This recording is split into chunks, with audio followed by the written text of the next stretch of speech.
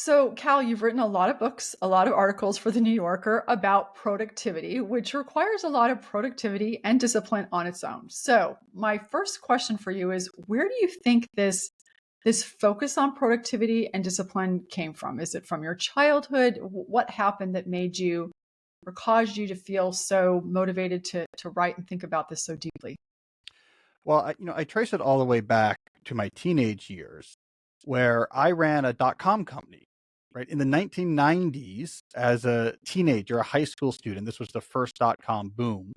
I had a little dot-com company because back then the internet was new and Mm. the business community quite unwisely decided that, well, young people know about new stuff, so we should we should hire young people with these preposterous companies. So I had this preposterous company, but the real benefit, long-term benefit of doing that is that I got used to reading pragmatic nonfiction. So I'm a teenager going to the business section of Barnes and Noble. I'm reading these books, the time management books, the marketing books, the leadership books. I'm getting used to that format. Right. Yeah. Then I go to college. I get into writing in college, and I get this idea for a book. I said, you know what I want to do is write a book for students that's written like a business book, right? Because I've been exposed to these business books. Then I went to college and I got my first student loan statement and said, "Uh oh, I got to get my act together." And I went to the bookstore and said, "Yeah, let me get a book on how to be a good student, just like you can get a book about how to be a leader, how to be a good marketer in the business world." And all the books that were available to students in the early 2000s didn't really do this. They had this focus on being fun and kooky, and you don't want to be too serious or you're going to scare off the student. I was like, "Oh, that's nonsense." College students take themselves very seriously. So I had this idea, what if I wrote a student advice guide exactly like a business book? Just no nonsense. You want to do well, here's what you should do. I interviewed good students, here's what they do. Like, write Hmm. the book, no nonsense. So that's how I got started at a really early age. I mean, I was just turned 21 when I signed that deal with Random House. At a very early age, I started writing books for students that was trying to codify how good students organize their time, how they studied, how they approached their scheduling. So it's almost as if such a thing exists. I was a pragmatic nonfiction productivity prodigy in the sense that I was quite literally writing books on this at a very early age. Hmm. So I have a curiosity. What was the .com company that you started that led you to go to Barnes and Noble and read all these books on time management, et cetera? What was the company? Princeton Web Solutions. Say There you go, more. PWS. Yeah. It was basically website design. So Mhm. I wasn't a designer. So we had a team of designers and programmers, largely located overseas. We were sort of early to the IT outsourcing idea, which is kind of crazy because we were in high Mhm. school. Also, me and my co-founder, Mike Simmons, we were in high school at an age before cell phones, right? So we were running a business with real clients Mhm. paying us real money, and we were literally unreachable until 4 or 5. Right. Mhm. So there was this Mhm. other really interesting experience I had running that company in the late 90s is that we figured out how to be very process oriented. We realized that Ah. um, if we have a very clear process and a client extranet you could log into and a daily work log to see exactly what was going on and things you signed Mm. off on, if we could be very structured, our clients would be okay that they couldn't reach us. If, on the other hand, we were not, if we were disorganized, our clients were going to quite reasonably be like, you just need to answer my emails when I write you. Right. And so Mhm. there's this interesting lesson I learned in the 90s that's carried through to a lot of my future thinking about work, that you can trade clarity for accessibility, that actually constant accessibility from like a client or a colleague, that's a second order demand. They don't really want to be in touch with you all the time. They just want clarity on how they get things done. And if you don't give them that clarity, then they want you to answer them right away. But if you give them that Mm. clarity, then they're okay that you are the whatever the modern equivalent is of a high school student who can't be reached, running a project for them. So there's some interesting insights I picked up during Oh, that era. so good. And necessity is surely the mother of invention yet again. So, you know, did you know you wanted to be a computer science scientist from a young age? I got in the computers pretty early. My Mhm. mom was a computer programmer. Mm. So I knew about that as a thing as early as first and second grade. By the third grade, I was programming computers. By middle school, I was fluent in a bunch of languages. By high school, instead of having a normal summer job like my siblings lifeguarding at the pool, I was going to office parks where I was computer programming for large companies. that came very fluently to me. So that I knew. I said, I'm very good with Mm, computers. And mm. so I did know that. I am going to study computers one way or the other. But I was also doing a lot of writing, right? I was known for writing. In the elementary school, I was put into an old school gifted and talented program for writing where you would just write all day. I was Mhm. a very precocious reader. It did very well on the you would take the PSATs as a middle schooler and Yep. got invited to the CTY camp, not for mathematics, but for creative writing, right? So I Oh. also had that other aspect going on. Is I wrote. I was a good writer. I read all the time, and was considered a good writer. So I sort of had these two things. I really like computers, and I really liked writing. And I guess I'm not very imaginative because I just like let's just do that. And that's 30 years later. Those are the two things I'm still Mm. doing. Well, what's so interesting, Cal, as I hear you, is one of the things that I think about and have written about in, the idea of personal disruption is that you want to play to your distinctive strengths. And what's interesting as I hear you say this is that there may be a lot of people who are very good at computer programming, and there may be a lot of people who are very good at writing. But how many people are very good at being a computer programmer, good at writing, and very, very good at process? You put those together, and you now have a superpower and the ability to make an idiosyncratic contribution to the world. So it's interesting to see how these different talents and skills and passions have coalesced to be able to help you do the work that you're doing now. Well, and I became more explicit about that more recently as well, because there was a while, let's say like during grad school, where these felt very separate. Because I'm Mm, studying theoretical computer science, I'm at MIT. I moved more towards the math side of computer science for various reasons. I'm studying that. But the books I was writing in my early 20s were these student oriented books. So this felt very separate. How to yeah. do well in college, how to solve the whatever conjecture, right? Then I get my first academic job, hired at Georgetown, where I still am today, approaching tenure. I write the book Deep Work. Uh, Deep Work, I realized at some point that book does very well. It's seen as a productivity book, and it is. But also, I realize it's a book in response to technology, right? It's a book that became necessary because we introduced network computers and mobile computing to the office. We introduced email, we introduced Slack, we introduced you could bring work home. And that created a necessity to start caring about focus because it became scarce for the first time. And Hmm. so I had this epiphany around the time I got tenure that, I could bring these two worlds together. I could write about the places where technology is disrupting how we work or how we live or how we relate to each other and explore solutions. So I could have my academic focus as a technologist be overlapping with my ability to write. And hey, because I'm giving solutions, I can throw in my sort of prodigious early exposure to like systems and advice in there as Hmm. well. And that's the way I've seen my writing ever since. In my books and in my role at the New Yorker, is the foundation of all of it is technology comes in, disrupts something about our lives. We got to understand how it did that, and then we need to understand how we fix that. So, I'm seen as a productivity person, but all that productivity work is in the context of the digital completely changed knowledge work. And it's been a Yeah. scramble ever since trying to figure out Mm. how to make work work. So it's all in response to technology. I love it, which is the perfect segue to talking about your latest book called Slow Productivity. You've been writing about this for a while. How did it coalesce to the point that you said, okay, this is my next book? Because it takes a lot of work to do this, to write a book. How did this come together where you said, this is my next book? There's two things. There's one personal and one broader, and they happen right around the same time, which is always a gift when you're looking for an Hmm. idea to have Hmm. the moons align. So there's a personal aspect, which was, I have three boys, and right around 2020, 2021, we're getting to this point where they're all elementary school age, or the youngest was about to become elementary school age. They're hitting that core young elementary school age. And there was a real shift. They suddenly needed essentially like every minute of time I could give them. Like the dad time, and I don't know if it's because they're boys or because of the age, but it really felt like a shift to me. And it felt really important. Like they really needed as much time with me as possible, and they actually did need it. Right. So this is I'm reaching the peak at some sense of my professional powers, right when this is happening too. So I start wondering, here's the question I need to answer. How do I keep producing stuff I'm really proud of? Like I've built up this ability over 30 years, and I care a lot about this, while still having lots of time for the family, more time than I was spending before. Like, how can you produce stuff that matters without also having to have your life be subsumed with work? Mm, The exact same time this is happening, pandemic hits.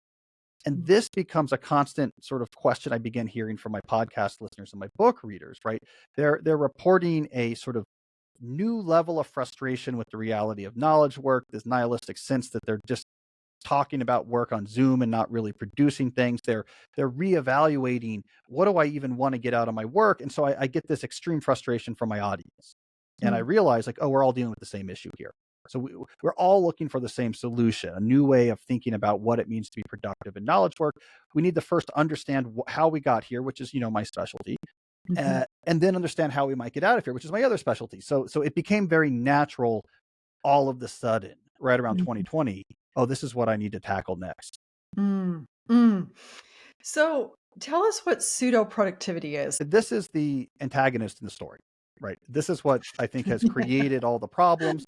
Um, Mhm, but to be a little bit more precise, it's going to be pseudo productivity plus a character that enters in a later scene. So pseudo mhm. productivity itself is a concept that emerges mid 20th century, right? So what happens in the mid 20th century?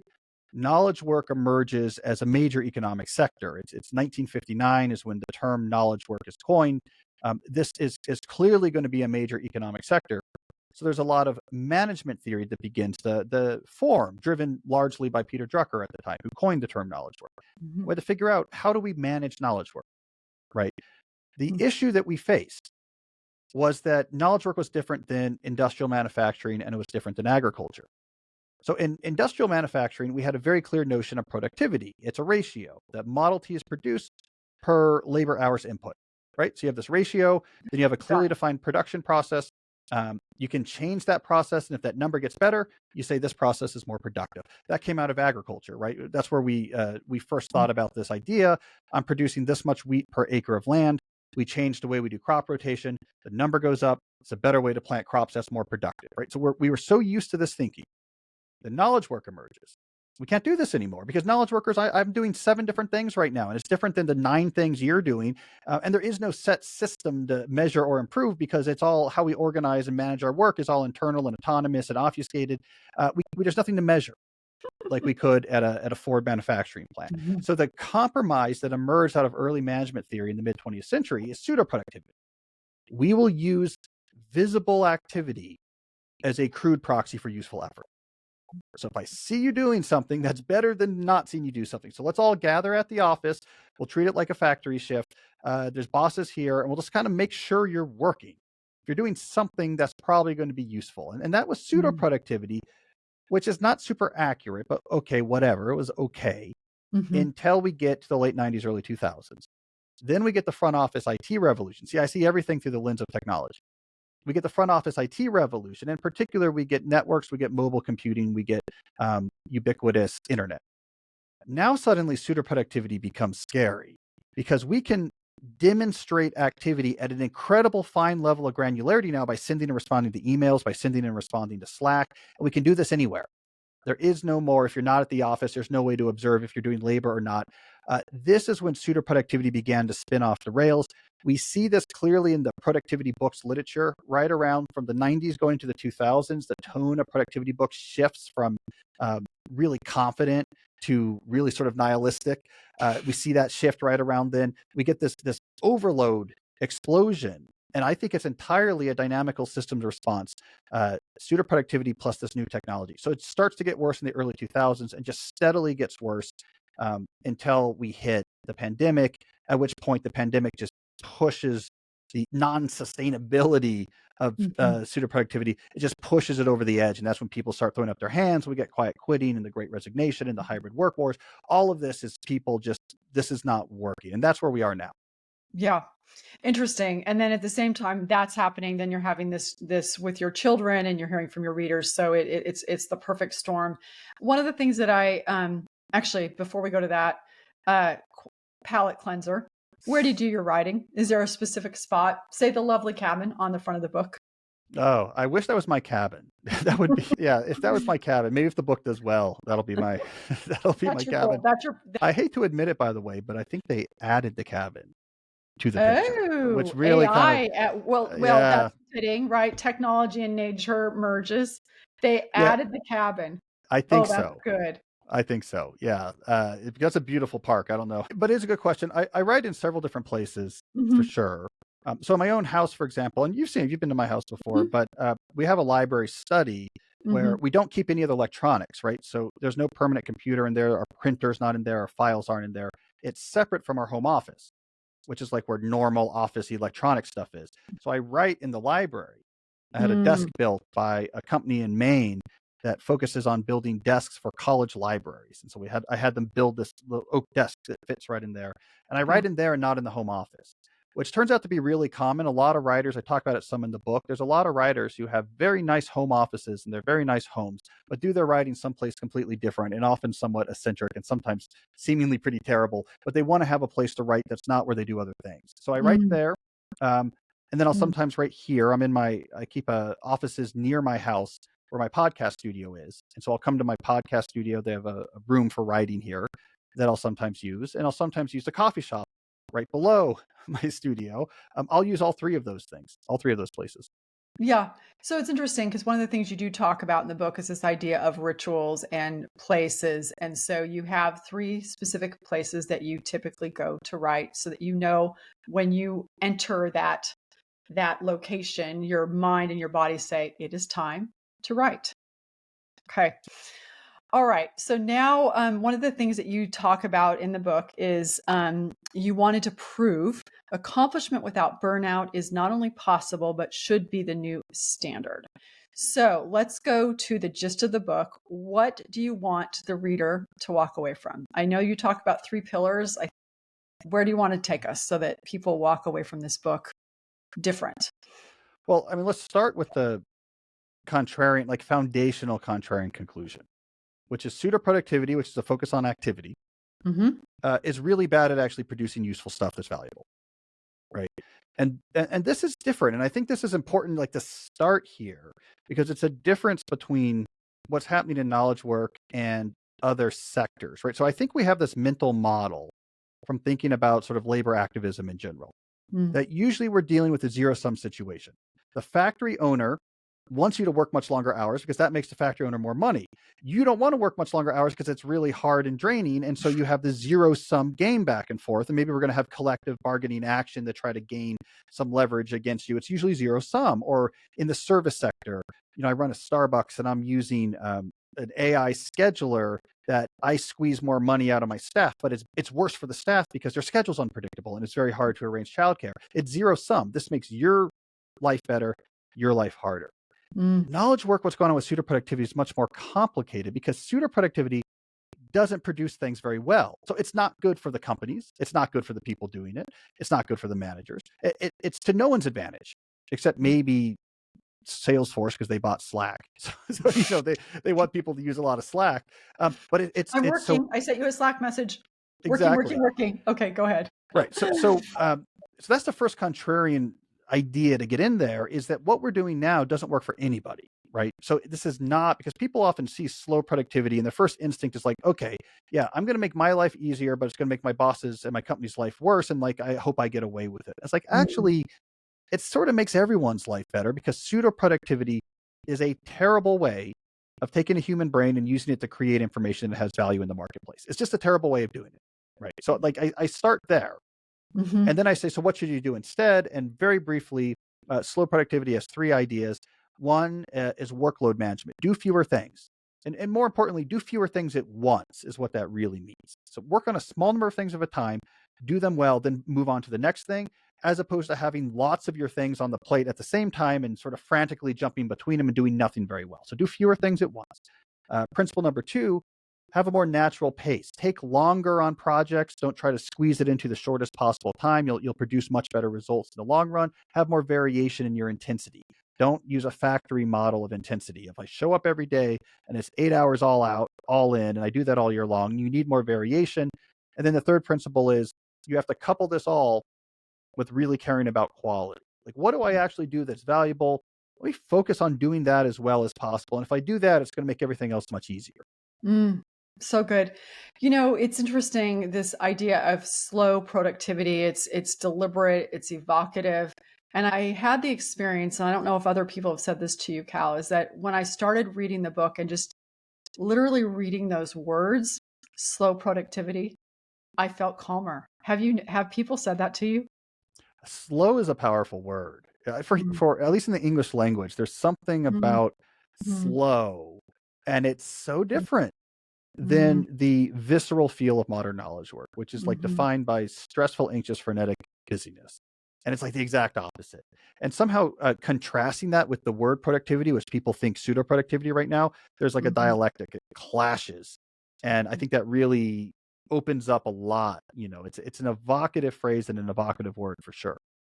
It's interesting because I think I'm having this reflection as we're talking. So as I think about the S curve that we use to think about what growth looks and feels like, we talk about the launch point of the curve, that that initial part that feels flat but growth is very fast. So we describe it as slow and then fast and slow. Yeah. But as I'm listening to you, I think there's an opportunity to really reframe that feeling of slow or frustration and say, okay, you can feel that way. You might feel frustrated, but what if we reframed it and just said, no, it's slow because you're creating, and to have a complete reframe. So that's something that's coming up for me as I'm listening to you say that, especially because as I was reflecting on these three pillars of doing fewer things, working at a natural place or pace, excuse me, and obsessing over quality, the thought that kept coming to me is, how do you see anxiety and self-trust playing a role in these? Because it seems like that's what's either making it possible for slow productivity is self-trust, and anxiety is making it so you can't. So I'm just wondering about some of those qualities or experiences that people are having that make it possible for them to do this. It's sort of a choose your poison situation, right? Because pseudo productivity um, is a huge source of anxiety because what it Mm, requires is that you have to constantly be negotiating within yourself. Do I do more activity now or not? Because it's always accessible, and it's how you're measured. Activity equals productivity. So every moment of your day, you have a phone, you have a laptop, is a moment that I could be performing visible activity that would look positive, and this is what I'm supposed to do. This is what like someone who's valuable does, and so you have to constantly have this negotiation. It's anxiety producing, right? On the other hand, it's very anxiety producing to not be doing that as well. It can be very difficult at first to step away from that, especially if you're doing this somewhat unilaterally. And that's the perspective, by the way, I mainly focus on in the book, right? You could think about organizationally shifting towards slow productivity, and I really hope organizations do. But I've mhm, also learned that organizations rarely shift. So uh, I'm really focusing on the individual. How do mhm. you make this shift internally, even in an organization that still worships at the altar of pseudo productivity? Yeah. Um, it's anxiety producing at first. Long term, it gets better because, again, pseudo productivity is not very effective. So, as you subtly begin to shift your own rhythms and habits and systems without making a big splash about it, but subtly are shifting Mhm, it towards a slow productivity definition, you begin producing better stuff, and you mhm, begin producing more stuff, and you begin to get noticed of like, wow, what's going on with Whitney? Like, this is mhm. really like, I'm impressed. And then the anxiety begins to abate because you're like, oh, this is working better. But it's a very difficult transition to make at first. Did you have to make that transition? I think I've always naturally had something like slow productivity going on, Mhm, right? It was my newsletter and blog in the very early days, for example, when it was focused on students. Even back then, the motto was do less, do better, know why. So it was essentially the principles of, and this was when I was just trying to help. Back then, what I was mhm, trying to do was help students who are stressed out and overloaded mm, do well in school and get opportunities without being stressed out and overloaded. So this idea has always been with me. I've always been constitutionally not well conditioned for busyness. hmm, I can't be busy. Like a crowded schedule is very hard for me. I don't like doing lots of things. I'm happiest. That's why I'm an academic and a writer. I'm happiest when you say go away for 6 months and come back with something good. Like that's my happy spot. The way I uh-huh, usually put it is like I love a schedule where it doesn't matter what I do tomorrow, but it does matter what I do this month. You know, mm. Mhm. that's what I'm looking for. So I've always sort of naturally had this inclination, but working on this book was a way for me to say, let me actually isolate what I'm doing here, clarify what matters and what doesn't, so that I can really tune up my game. Right? Mm, Because I want to mm. do this at a much higher level. I don't want to be intuitive and instinctual here. I want to really be very good at slow productivity because it matters now in a way that it didn't before. So it's always been my inclination, but now it's like I've gone pro with Right, yeah, my slow productivity thing. and with your children, the pandemic, it allowed you to really have the need to up up your Yep. game. I love that. You've gone pro. Okay, so in the book, you have a few really interesting case studies, and so I'm going to kind of go off off camera for a minute. I would love for you to share either Lynn Manuel Miranda or Jewel. Which one have you shared less? And let's do that one as you've done your this tour. Um, Maybe I've talked about Lynn a little bit more often, so maybe Jewel Okay. is All less. right. Yeah. So I'll do the question again. So Okay. you've got a few prominent case studies of people who found their groove without burning out, and one of them is Jewel. Very interesting story. Give us a little bit of this gem of a story.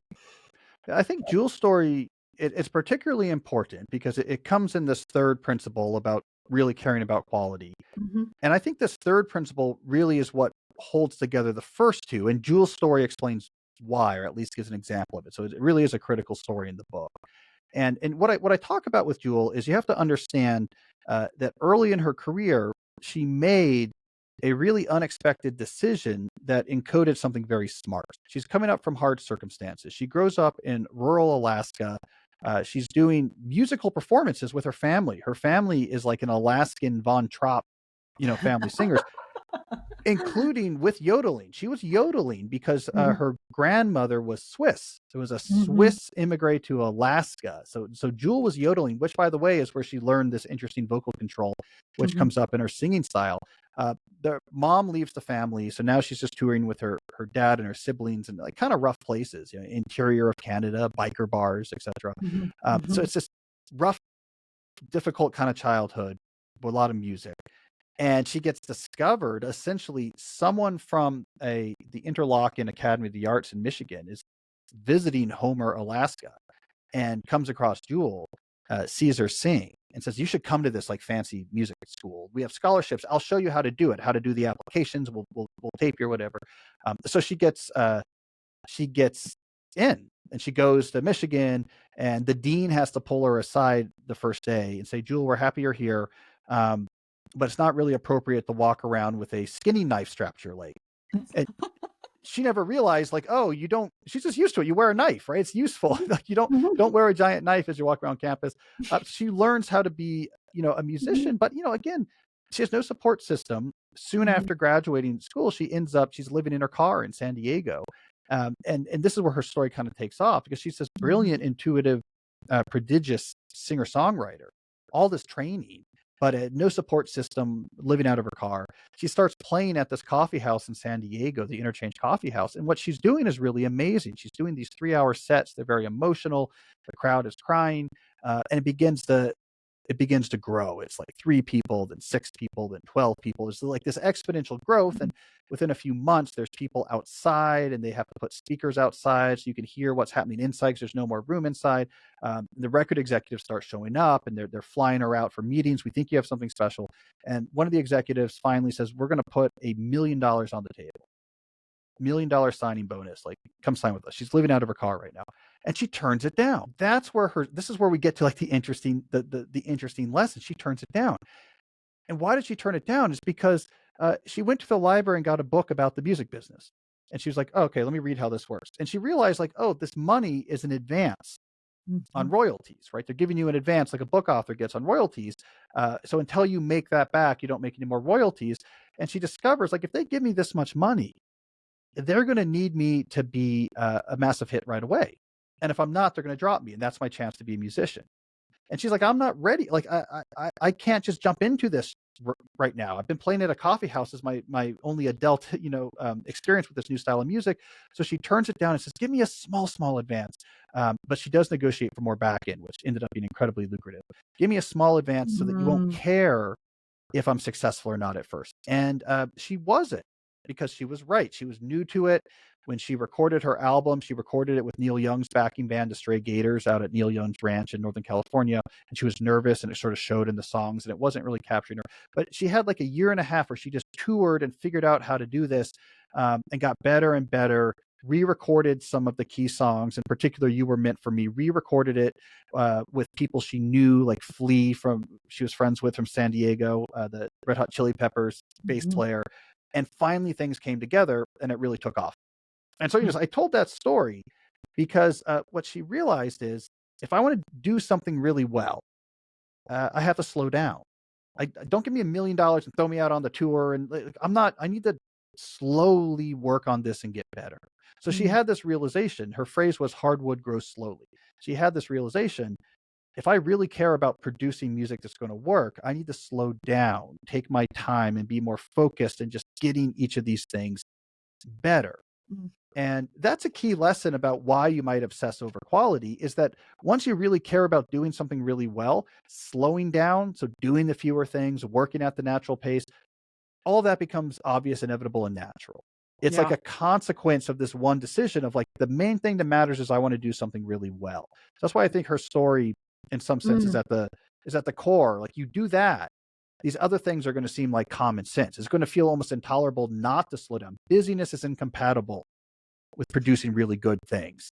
So like, the So, best way to do this is to try to produce really good things.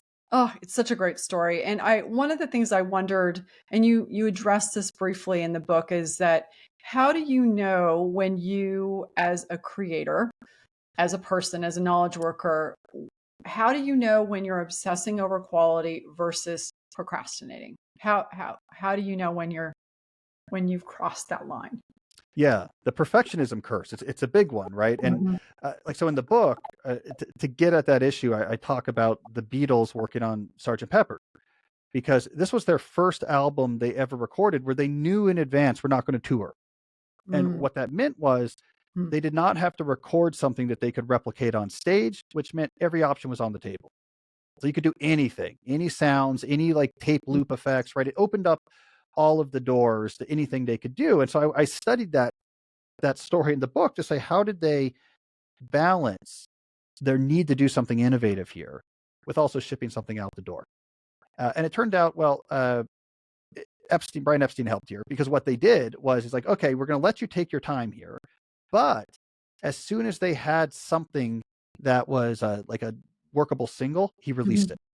So I was like, okay, yeah, do something really well. But I just released a single. So people are now, you kind of have to finish this album now, right? So it's this notion of, you don't want to go as fast as possible, but you want to have Mhm. stakes in the ground that keep you moving forward. So another example of this was like when Lin-Manuel Miranda was working on his first play, In the Heights. He took a long time on this. It was 7 years from when he first performed it till it was on Broadway. But what he kept doing was, he was working with a production company in New York. They would schedule, we're going to have a read through with real actors in like 3 months. Mm. Right. And so he So, had the stake in the ground of, milestones. I need something new. I need Mhm. something new. Like, I need to work on this. He did a lot of other things in this time. He couldn't just sit down and force it. He was, you know, 21 when he first debuted this play. He couldn't just sit down and be like, I'm going to make a Broadway caliber play in the next 6 months by just focusing on it as hard as I can. He had to grow, have creative maturity, but he Mhm. didn't also give up on it. So he kept having these stakes in the ground. Well, let's come back in 6 months and try again. So it kept him continually working on it, caring Mhm. about quality, um, but at a pretty slow pace. And he would do other Yeah. things and come back to it again. It's so good. And again, back to that question I asked you about anxiety and self-trust, because I think sometimes anxiety kicks in for people. And I think this goes to your pseudo productivity, is you want to have something to show everybody that you did.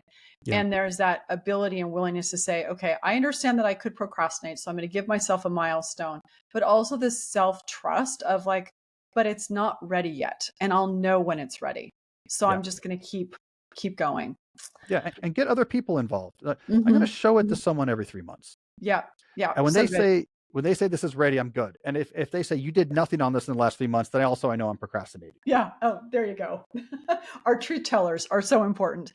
All right. So there were a number of really great suggestions of things that you can do in the book. We've kind of talked about a few, but are there one or two, and then I'll tell you a few that I'm thinking about having read it that I want to implement, one or two that would get people started in addition to writing your book? That's number one. But what's number two and number three? When thinking about your plate of commitments, right? So Hmm. professional things you've agreed to do, break them into two categories, right? So say, here's the things I'm actively working on right now, and here's the things that are queued up, waiting for a space to open up. So here's three things I'm actively working on right now, and as soon as I finish one of these things, I will pull the next thing in from this queue of waiting to Hmm. do projects, right? Now, this might seem purely semantic, but it's not, because here's why this is a big advantage. When you're actively working on a project, it brings with it administrative overhead, right? Emails about it, meetings about it. There's a certain amount of, I call it overhead tax, that you have to pay. So if you just treat everything you've agreed to as active, all of those things are generating overhead tax at the same time. And that Mm. adds up, right? So if I Mm. have 10 things and I'm just treating them all as like things I'm working on slowly, that's 10 projects worth of emails. That's 10 projects worth of meetings and check-ins, right? And that's going to begin to incredibly clog up your schedule, leaving you with less uninterrupted time to actually complete things. If you instead say, no, no, just these three I'm actively working on, these other seven, they're on the queue, you're only generating overhead tax from those three. That's leaving you much more time in your schedule to actually work. So Mm. you're going to finish these things quicker and then pull new things in. And how long is it going to take you to do the full 10 things? Actually, much less time than if you just started and said, I'm just doing all of these at the same time. Yeah, So just because you're not having burdened with yeah, tax. like a bifurcated view, active Mm. waiting, and communicate that to people. Great. Your thing is in my queue. It's like number 4 that I'm going to pull in. I do 3 things at a time. I'll even post it. You can look at what I'm working on. Everyone's happy to take a look. I'm being very transparent about it. Mhm. It seems fiddly, but it can actually transform. It's like the key to my first principle of doing fewer things. Mm. Yeah, and one thing I actually really appreciated, I think this slightly tangential, but I think it's an outgrowth of the work.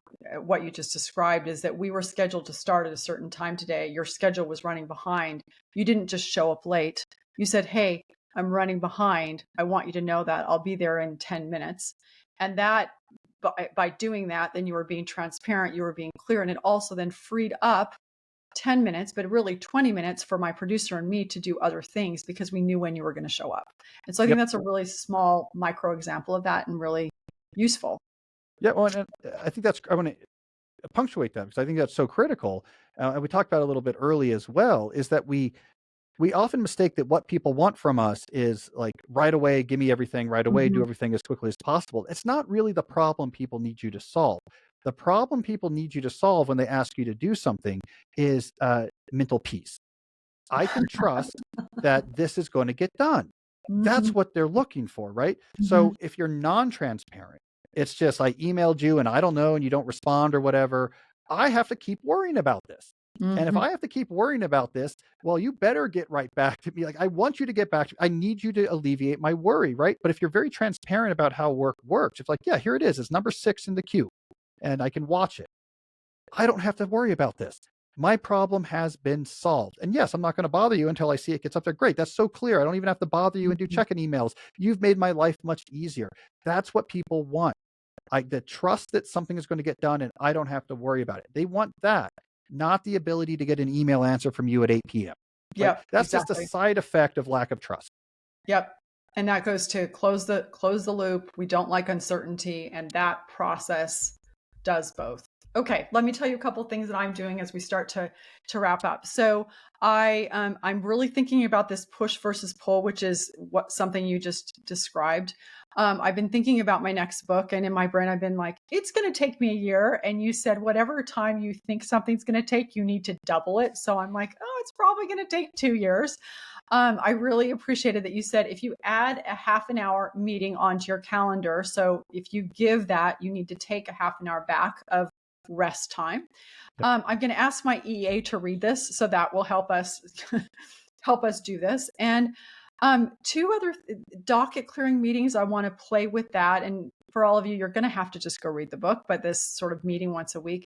The other thing that came to me that surprised me actually the most, because a lot of these are kind of like process things, was Yeah. as I work on this next book, I was reading your book last night, yeah, as I would getting ready to, sort of wind down for the day. And I thought, I think there's something that could be really quite magical and creative of working on writing my next book at night. I've never written at night. I've always only written in Interesting. the morning. And it was just interesting to me to think, create that space and allow that. So there was some element, and I know this sounds very almost counterintuitive because you're like, work on the book in the morning, but there's something about slow productivity because at night, you don't have a deadline. You need to go to bed at some point, but you Yeah. kind of don't have a deadline. So you can just allow your brain to wander. So that was really curious to me. Interesting. You know who does that, by the way? It's Walter Isaacson. Huh. That's how Say he wrote more. all those books when he was still, head of Time and CNN, especially in Hmm. that busy period. Is he said my kids got a little older, Hmm. um, so they were kind of gone, and I just didn't watch TV at night. I would just write every night, and he would take. This is going to take me a while because I'm the Hmm. CEO of CNN or whatever, so whatever Hmm. like incredibly hard job he had. He's like, just at night, that's what I did instead of watching TV. And if I just did that long enough, a book came together.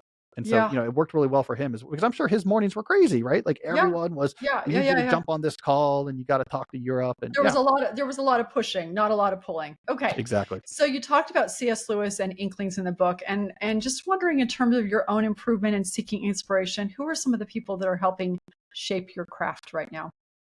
Well, one of the things I've been doing, I mentioned it somewhat in the book, is cross training in terms of Mhm. artistic taste, right? Because sometimes when you're trying to study the people who are doing exactly what you're doing really well, that's very useful, right? You have to learn to craft, and I do a lot of Mhm. that, but it's also kind of stressful because you have to Yes, it keep is.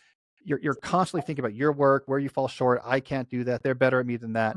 And so I've Mhm. also been more recently cross training, which means go to a somewhat related, but really not overlapping at all artistic pursuit and really study that. And what you purify out of there is abstract ideas about in a really like nice, joyful way of creativity and quality and innovation. So I've been doing a lot of study of film recently Mhm. because I don't do films. I write books, and I'm getting all sorts of inspiration out of it. Not like specific inspiration, like I'm going to edit with this lens or something like that.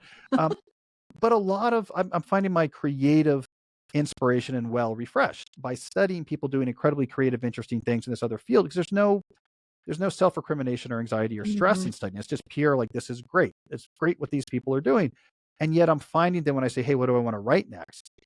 I'm feeling that sense of grandeur, ambition, or creative inspiration. So I've been a big fan of cross training recently. Yeah, it's interesting. I remember reading you saying that, and when you said at the very beginning of our conversation, we've got an antagonist and it's pseudo productivity. I was like, that sounds like he's been studying film. So it was fun to see that influence come through in the conversation as you were describing your work. All right, so final two questions for you. One is, as you think about this conversation, what's been useful to you? It may be something that you said or I said, but it might be just an observation that you made. And I would love to hear, and our listeners always like to know what's you're taking away. Well, I haven't done this retrospective thinking that much recently. Like going all the way back to thinking about my high school years and my early college years and sort of laying these cognitive foundations for this way of thinking and then those grooves were there. That's useful because I think that's relevant to a lot of people, Mm. positive and negative. Mhm. You Mm. lay down these cognitive grooves early on in your developmental period that really affect what you're doing today. And so I can find positive parts out of that. Like, oh, this is great. This way of thinking has been really useful and I can bring it here. But you could also imagine negative grooves coming out of that as well and realizing like, oh, I don't have to think about or approach work this way. That's just what I got exposed to in that terrible first job out of college or whatever event happened. So I think that was nice to Mhm. be able to go back and Mhm. and be Mm. severely retrospective, not just like early in my career, but when I'm a Mm. teenager. Yeah. Mm. All right. So, any final thoughts, takeaways that you would like to leave our listeners with as they walk away or turn off this conversation? What do you want them to? What do you want to leave people with? Slowness is possible, and it's Mm. not just possible. It is probably better for you, for your company you run, for the company you work for your clients. The way we work right now is not synonymous with work. It's a very Mm. contingent, specific, contrived approach to executing knowledge work that just isn't compatible with a modern connected digital world. We need other ideas, and slowness works. And Mm. it is possible. It's not something that is only a rare few can access. I think almost any knowledge worker can find more slowness in their conception of productivity, and it is absolutely worth it. Like when you embrace these principles, you get this transition of work from being this hard to sustain source of stress and into something meaningful, into something that's compatible with human existence and other parts of life. So it's possible. Have faith. Slowness is possible. Cal, thank you so much. It's been a delight. Thanks, Whitney. Good to talk to you. Mm.